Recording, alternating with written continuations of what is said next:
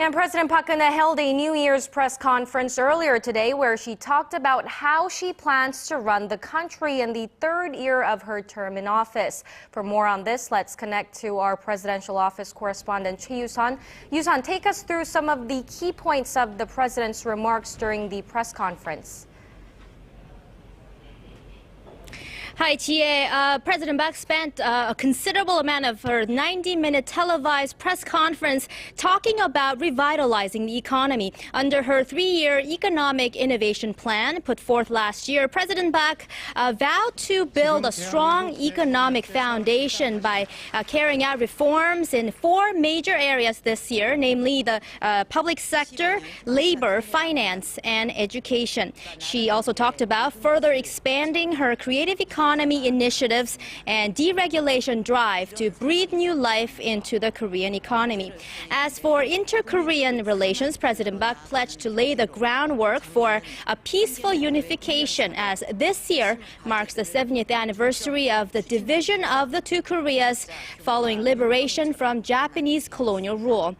As a means to improve inter-Korean ties and increase cooperation, President Park expressed her hope of holding another round of reunions for families separated by the Korean War around the time of the Lunar New Year holiday next month. However, there was no change in her position on the North's nuclear weapons development. When asked about the possibility of a summit with North Korean leader Kim Jong-un, President Park said that she is willing to meet with anyone if that would help the two Koreas peacefully unite. She added, however, that such talks cannot take place when the North's nuclear issue remains unresolved. Chie? You-sun, now let's talk a bit about the document leak scandal. President Park's Civil Affairs Secretary Kim Young-han's refusal to appear at a parliamentary hearing and his resignation over the weekend put pressure on the president to carry out a major reshuffle of her office and cabinet, but she dismissed such speculation, right?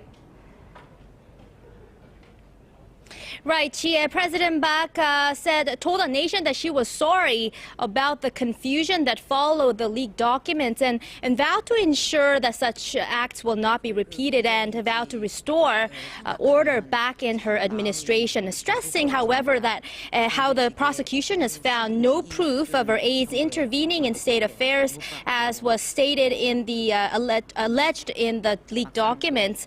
The president said that she has no plans to replace three of her secretaries who were accused of abusing their power. As for her chief of staff, President Park said that what's most important now is for administration to move forward with implementing her policies and that he will step down when all the tasks have been completed.